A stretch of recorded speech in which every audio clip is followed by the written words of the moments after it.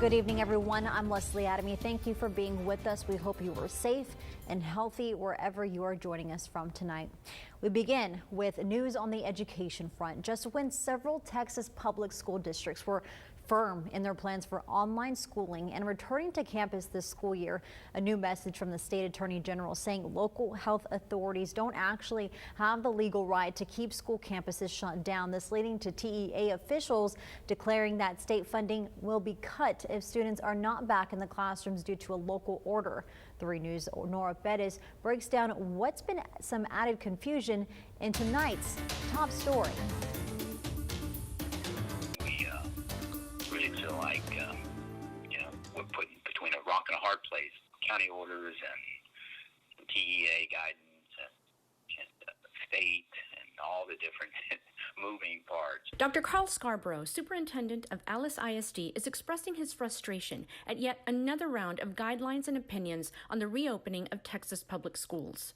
Most recently, TEA Commissioner Mike Morath assured districts that their funding would not be cut if they chose to stick with online schooling, as long as local county and health authorities issued quarantines or other protective measures. Now, Texas Attorney General Ken Paxton has issued a legal opinion throwing the issue of local authority into question.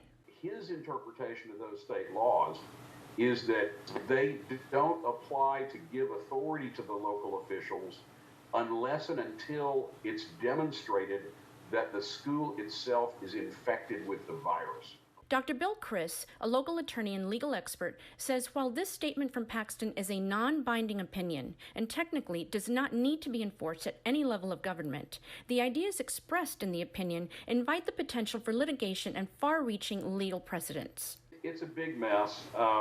It is certainly, the Attorney General acknowledges that local health officials have the right to quarantine or shut down property because it's clear that they do. And all they need is a reasonable belief that someone is or is likely to become infected in the quarantined area. And, what does that mean? As for how school districts are dealing with this latest twist in the school reopening saga, Dr. Scarborough says his team will continue to work to ensure their students are safe. But more guidance and solidarity is needed. A consistent message would be highly appreciated. On July 17th, you got message coming out from the governor's office. Then you have the attorney general with a different interpretation. TEAs flip-flopping all over the place. Nora Bettis, 3 News. Meantime, the state's largest teacher association responded to General Paxton's letter earlier this morning. The Association of Texas Professional Educators saying Paxton's comments only serve to, quote, to hinder or confuse matters as districts and educators work toward reopening campuses successfully and safely. The group also saying educators, quote, need leadership and criteria for reopening and not it be a political competition. Schools across the coastal bend should have until September 8th to prepare to welcome back students to the classroom. They will be offering online distance learning, though, until then. We've ordered, for example, touchless apparatuses for our drinking fountains and things. We've taken a lot of measures to make certain that our schools are as safe as possible. Calallen ISD Superintendent Dr. Arturo Almendares appearing this morning during 3 News First Edition, saying the school district has been deep cleaning their campuses for over a year now.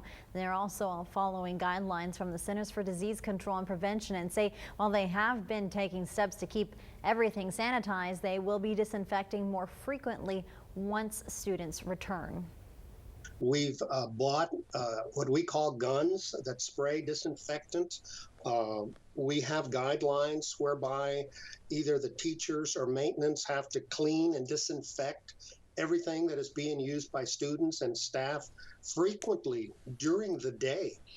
Dr. Almendares is emphasizing to parents that if their children have any symptoms associated with COVID-19 that they need to stay home and not come to school. Their back to school start date for online learning, August 19th.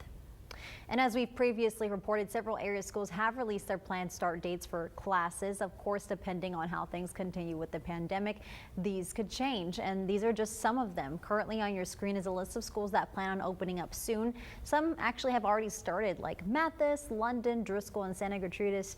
As of this afternoon. No dates have changed in response to General Paxton's comments.